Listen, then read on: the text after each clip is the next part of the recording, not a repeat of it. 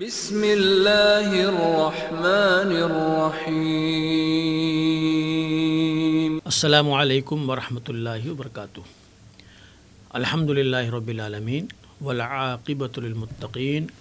والصلاۃ والسلام علی اشرف الانبیاء والمرسلین۔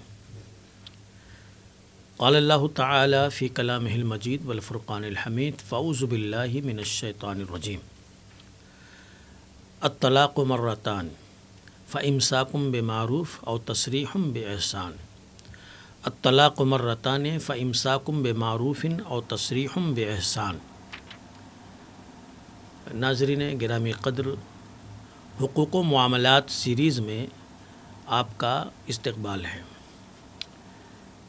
اس سے پہلے کے دروس میں حقوق و معاملات سے جڑے ہوئے کئی موضوعات پر، کئی مسائل پر ہماری گفتگو ہوئی تھی۔ نکاح کے بعد اب طلاق کے مسئلے پر آپ سے چند باتیں کرنا ہے۔ نکاح کے بعد طلاق کے موضوع پر آپ سے گفتگو کرنی ہے۔ طلاق کیا ہے؟ نکاح کے ذریعے سے مرد اور عورت کے درمیان جو ازدواجی رشتہ وجود میں آیا ہے، اسی کو شرعی طریقے سے ختم کرنا، یہی طلاق ہے اور یہی خلا ہے۔ آپ اگر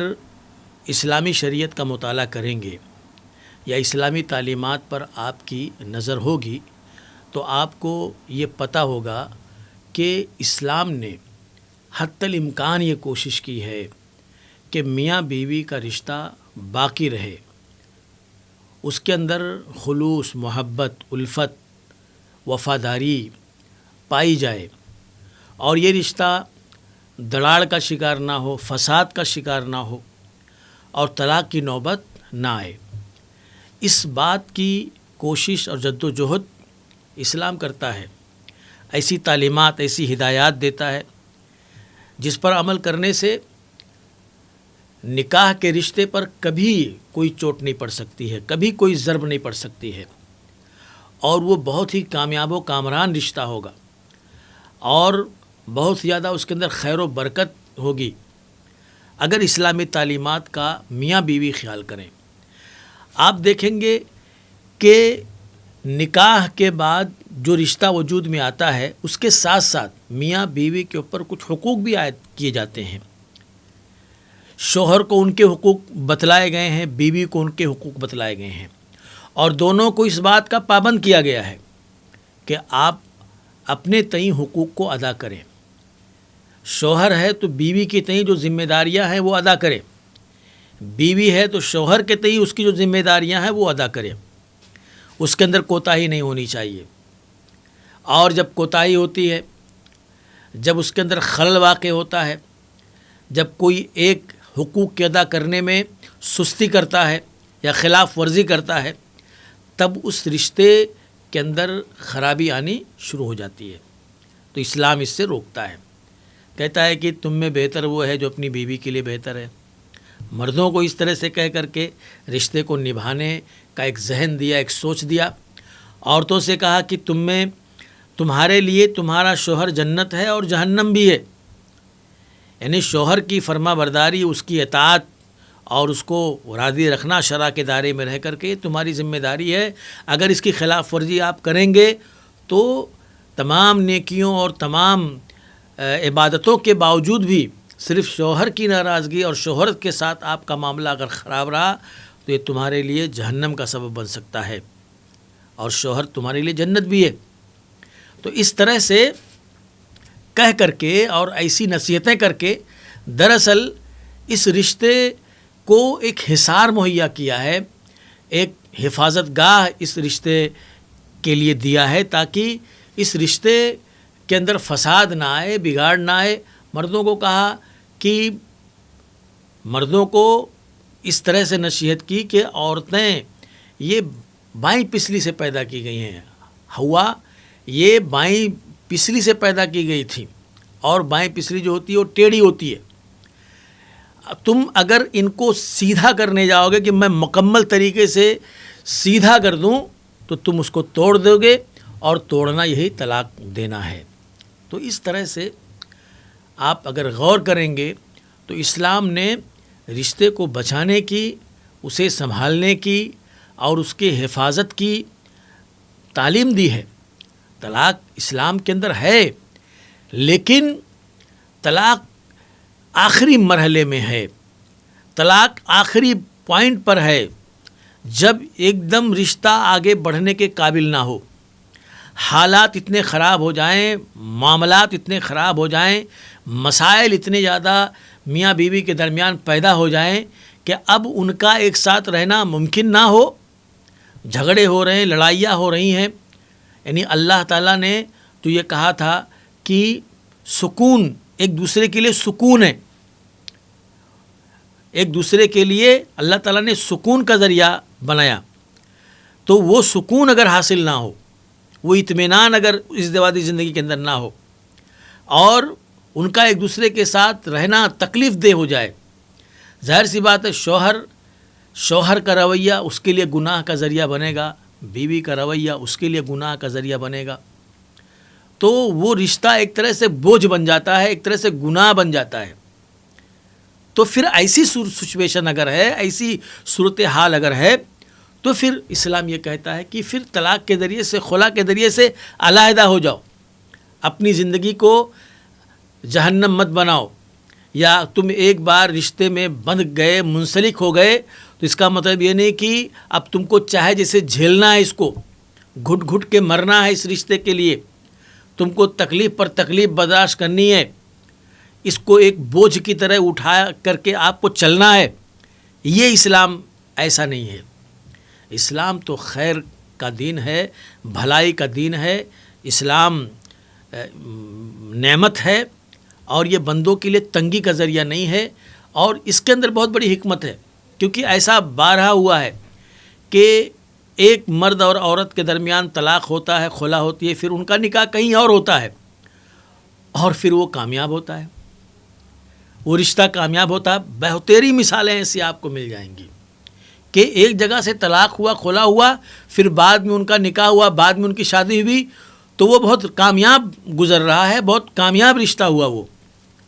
اس لیے اسلام ہے کہ تنگی میں جینا نہیں ہے،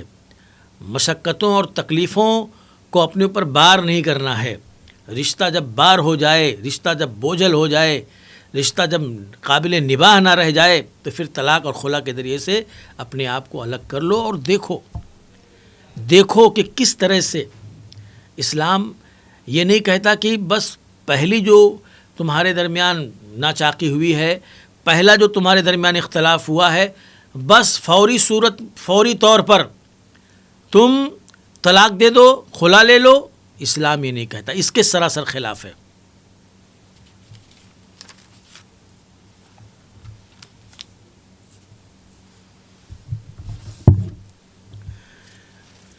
اس کے سراسر اسلام خلاف ہے۔ اللہ تعالیٰ نے میاں بیوی کے درمیان اگر نا اتفاقی ہوتی ہے، اختلاف ہوتا ہے، اور کسی بھی طرح سے معاملہ خراب ہوتا ہے، تو اسلام نے اس کا کچھ طریقہ بتلایا ہے۔ طلاق یہ آخری مرحلے میں ہے، اس سے پہلے رشتے کو بچانے کی، رشتے کو سنبھالنے کی، اس کو جوڑنے کی کوشش کی جائے۔ اللہ تعالیٰ نے ہدایات دی ہیں، تعلیمات دی ہیں، اس کے اوپر عمل کیا جائے۔ کیا کہا اللہ تعالیٰ نے؟ فرمایا قرآن مجید کے اندر، واللاتی تخافون نشوزہن فعظوہن، اور وہ عورتیں جن کی نافرمانی کا، بددماغی کا تمہیں خوف ہو، خدشہ ہو کہ یہ آپ سے لڑ رہی ہے، جھگڑ رہی ہے، اور اس کے برتاؤ سے آپ خوش نہیں ہیں، اور اس کی چیزیں آپ کو گناہ گزر رہی ہیں، تو پہلی فرصت میں اس کو آپ سمجھائیے قرآن و حدیث کی روشنی میں، شوہر کے حقوق کیا، بیوی کے حقوق کیا، اس رشتے کی کتنی اہمیت ہے، اور جنت، جہنم اور بہت سارے حوالے دے کر کے بیوی کو پیار سے، محبت سے سمجھایا جائے۔ کبھی کبھی یہ سمجھانا، کبھی کبھی یہ فہمائش بہت مؤثر ہوتی ہے، تو آپ سمجھائیے، آپ بتائیے، آپ نصیحت کیجئے، آپ تذکیر کیجئے۔ پہلی فرصت میں پیار محبت سے، اور اگر اس سے وہ اپنی عادتوں سے باز آ جائے اور نافرمانی چھوڑ دے اور اس کے عادات و اطوار صحیح ہو جائیں تو فبیہا، بہترین بات ہے، ایسا ہو بھی جاتا ہے۔ لیکن اگر سمجھانے کے باوجود بھی اور اس کو نصیحت کرنے کے باوجود بھی وہ اپنی عادتوں سے باز نہیں آ رہی ہے، وہ اپنے روش پر قائم ہے، تو اب ایسی صورت میں اللہ تعالیٰ نے پھر دوسرا اسٹیپ آپ کو بتلایا، دوسرا قدم آپ کو کیا اٹھانا ہے اس کی اصلاح کے لیے۔ وَاهْجُرُوهُنَّ فِي الْمَضَاجِعِ، بستروں پر ان کو الگ کر دو، الگ کر دو ان کو بستروں کے اوپر، ایک طرح سے اپنی ناراضگی کا اظہار اور ایک پیغام کہ تم جو کر رہی ہو یہ ناراضگی کا سبب ہے، ناخوشی کا سبب ہے، اور ابھی تو گھر کے اندر یہ معاملہ ہے، یہ آگے بڑھ سکتا ہے اور علیحدگی پر کی طرف بھی جا سکتا ہے، تو بستروں پر ان کو الگ کر دو، ان کے قریب مت جاؤ، اس طرح سے اپنی ناراضگی کا اظہار کرو، اپنی برہمی کا اظہار کرو، ان کو نصیحت کے لیے، ان کی اصلاح کے لیے ایک قدم یہ بھی اٹھاؤ کہ وہ جو سکون کا ذریعہ ہے اس سے ان کو محروم کر دو۔ تو اب ایسی صورت میں حقیقت میں جو حساس بیوی ہوگی، جو ذمہ دار بیوی ہوگی،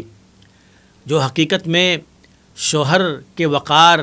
اور اس کی عزت نفس کا خیال کرنے والی ہوگی، اور وہ اپنی ازدواجی زندگی کو، اپنے نکاح کو، اپنے اس گھر کو بہت زیادہ سنجیدگی سے لیتی ہوگی، تو حقیقت میں اس سے اس کو چوٹ پہنچے گی اور وہ اپنی اصلاح کر لے گی، وہ اپنی اصلاح کر لے گی۔ تو دوسرا قدم یہ بتلایا کہ بستروں پر ان کو الگ کر دو۔ لیکن اس کے باوجود بھی اگر اصلاح نہیں ہو رہی ہے، اگر وہ اپنی روش کو نہیں چھوڑ رہی ہے، تو پھر اس کے بعد اللہ تعالیٰ نے فرمایا کہ وَضْرِبُوهُنَّ، ان کو مارو۔ مارنے کا مطلب یہ ہے کہ مار کا احساس ان کو ہونا چاہیے کہ شوہر نے میرے اوپر ہاتھ اٹھا دیا، شوہر نے مجھے مار دیا، تو خود اپنے گریبان میں جھانک کر کے دیکھے وہ کہ مجھ سے غلطیاں ہو رہی ہیں اور آج ہمارا رشتہ اس مقام پر پہنچ گیا کہ شوہر مارنے پر مجبور ہو گیا۔ پہلے تو سمجھائے تھے، پھر بستر الگ کر دیے تھے، اب آج مار بھی دیے، مطلب یہ سلسلہ آگے بڑھتا جا رہا ہے اور مزید کچھ برا ہو سکتا ہے، اس لیے میں یہیں پر رک جاؤں، یہیں پر اپنے آپ کو سنبھال لوں، اس سے پہلے کہ ہماری ازدواجی زندگی کے اندر کوئی انتشار پیدا ہو، کوئی بہت بڑی مصیبت آئے، اس سے پہلے میں اپنے آپ کو روک لوں۔ اور مارنے کا مطلب یہ ہے کہ آپ ان کو نازک جگہوں پر نہیں ماریں گے، ان کے سر، ان کے چہرے کو چھوڑ کر کے۔ مسواک سے مارا کرتے تھے صحابہ، مسواک سے۔ آپ بتائیے مسواک سے کتنی چوٹ لگے گی؟ تو مار کا احساس دلانا ہے۔ مار کا مطلب یہ نہیں ہے کہ آدمی بیلٹ نکالے، جیسا کہ بعض دفعہ ایسا دیکھا گیا ہے، جانوروں کی طرح اپنی بیویوں کو مارتے ہیں لوگ۔ یہ مار، اسلام اس مار کے بارے میں نہیں کہتا ہے کہ آپ لاٹھی ڈنڈے سے ماریے، آپ بیلٹ سے ماریے، آپ کوئی بھی چیز اٹھا کر کے اور پھینک کے مار دیجئے، اس کو اٹھا کر کے پٹک دیجئے۔ یہ سب بہت ہی جارحانہ بات ہے، یہ بربریت ہے، اس کو مار نہیں کہتے، اس کو بربریت اور درندگیت کہتے ہیں۔ مارنے کا مطلب احساس دلانا ہے، اور اس مار کے اندر بھی ایک طرح کی شفقت ہونی چاہیے۔ مقصد اصلاح ہے، اس کو چوٹ پہنچانا، توڑ پھوڑ کرنا یہ مقصد نہیں ہے، مقصد اس کی اصلاح ہے۔ تو مار سے بھی کبھی اصلاح ہو سکتی ہے، اگر بہت حساس عورت ہے تو اس کو بہت سنجیدگی سے لے گی، بہت زیادہ اس کو احساس ہو جائے گا اور وہ اپنی اصلاح کرنے کی کوشش کرے گی۔ لیکن نصیحت بھی ہو گئی، بستروں کو الگ بھی کر دیا گیا، اور مار کے بھی دیکھ لیا گیا، اصلاح نہیں ہوئی، تو اللہ تعالیٰ نے آخری جو اسٹیپ بتلایا، آخری جو قدم اٹھانے کے لیے کہا وہ یہ کہ وَإِنْ خِفْتُمْ شِقَاقَ بَيْنِهُمَا وَإِنْ خِفْتُمْ شِقَاقَ بَيْنِهِمَا، اگر ان دونوں کے درمیان شقاق کا، اختلاف کا، نافرمانی کا خوف ابھی برقرار ہے اور وہ ختم نہیں ہوا ہے، تو ایسی صورت میں فَابْعَثُوا حَكَمًا مِّنْ أَهْلِهِ وَحَكَمًا مِّنْ أَهْلِهَا، شوہر کے گھر سے حکم لے لیجئے اور اس کی بیوی کے گھر سے حکم لے لیجئے، پنچ لے لیجئے اور پنچایت کیجئے، میٹنگ کیجئے، یعنی اس کے گھر سے کچھ لوگ بیٹھیں، اس کے گھر سے کچھ لوگ بیٹھیں اور میاں بیوی کے معاملے کے اوپر دونوں طرف کے لوگ غور کریں۔ دیکھو کتنی اہم بات ہے یہ کہ اس کے گھر سے اور اس کے گھر سے، یہ نہیں کہ اس کے محلے سے، اس کے پڑوس سے، اس کے یعنی کہیں سے بھی لا کے آدمی آپ بٹھا دیں گے، ایسا نہیں ہے۔ معاملے کو سلجھانا ہے، وہاں پر جھگڑا لڑائی نہیں کرنا ہے۔ اکثر پنچایت جب ہوتی ہے تو اس میں سب ایک جذباتی قسم کے لوگوں کو بلایا جاتا ہے اور پھر معاملہ اور زیادہ بگاڑ دیتے ہیں، اور ان کے گھر کے لوگ بیٹھے، ان کے گھر کے لوگوں میں سے بیٹھیں۔ اس سے پیغام یہ بھی ہوا کہ معاملہ کوشش یہ کیا جائے کہ گھروں کے درمیان ہی رہے، گھر کے باہر نہ جائے، کیونکہ گھر کے باہر جب معاملہ جاتا ہے پھر نئے نئے لوگوں کی انٹری ہوتی ہے، اس میں نئے نئے لوگ آتے ہیں اس معاملے کو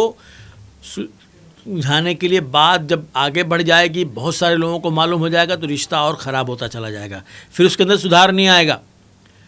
تو دیکھو اسلام کی حکمت دیکھو کہ وہ اپنے گھر سے لے اور یہ اپنے گھر سے کسی ایسے شخص کو جو حلم والا ہو، جو بردباری والا ہو، جو حکمت والا ہو، جو سنجیدہ ہو، جو تحمل رکھتا ہو، ایسے لوگوں کو لا کر کے بٹھایا جائے دونوں کے پریوار سے، اور پھر دونوں کے معاملے پر کو پیش کیا جائے۔ زیادتی جس کی طرف سے ہو رہی ہو اس کو وارننگ دی جائے، اس کو تنبیہ کی جائے، نصیحت کی جائے کہ بھائی یہ آخری وارننگ ہے، اس کے بعد ایسا نہیں ہونا چاہیے، ورنہ پھر دوبارہ ہم بیٹھیں گے اور پھر تمہارے معاملے کو دیکھیں گے کس کی طرف سے جاتی ہوئی ہے۔ تو اس طرح سے یہ آخری اور فیصلہ کن قدم ہوگا۔ یہاں اگر معاملہ صحیح ہو گیا اور اس سے اصلاح ہو گئی تو بہت اچھی بات ہے، لیکن ایسا کرنے کے باوجود بھی پھر معاملہ سلجھ نہیں سکا، پھر اصلاح نہیں ہو سکی ان کے درمیان، پھر معاملات جو خراب تھے وہ خراب پھر ہو گئے اور پھر معاملہ جو کا توں ہو گیا، تو اب ایسی صورت میں مطلب یہ ہے کہ وہ رشتہ اب یعنی وہ رشتہ اب باقی رہنے والا نہیں ہے۔ اس کی اصلاح اور اس کے سدھار کی ساری جو دینی اور شرعی کوششیں تھی کر لی گئیں، اب اس کے بعد اب معاملہ سلجھ نہیں سکتا ہے، اس لیے اب اس کے بعد طلاق کا مرحلہ ہے، خلا کا مرحلہ ہے۔ تو آپ غور کریں کہ اسلام نے کوشش یہ کیا ہے کہ آخری حق تک میاں بیوی کا رشتہ طلاق اور خلا تک نہ جائے، بلکہ اس کو بچایا جائے، اس کو سنبھالا جائے۔ یہ جو نکاح کا ایگریمنٹ ہے، معاہدہ ہے، حالانکہ ایگریمنٹ اور معاہدے کے ساتھ ساتھ وہ عبادت اور سنت بھی ہے، اس کو ضائع ہونے سے بچایا جائے، اسلام کی یہ آخری کوشش ہوتی ہے۔ تو طلاق کا یہ تصور ہے اسلام میں، طلاق پہلے مرحلے میں بالکل نہیں ہے، طلاق آخری مرحلے میں ہے۔ ایک دم جب ساری کوششیں کر لی گئی ہوں اور اس کے بعد بھی رشتہ نہ سنبھل رہا ہو تب طلاق ہے، پہلی مرحلے میں طلاق نہیں ہے۔ اللہ ہمیں نیک عمل کی توفیق عطا فرمائے، اللہ ہمیں شریعت کی تعلیمات اور ہدایات کے مطابق زندگی گزارنے کی توفیق عطا فرمائے، آمین۔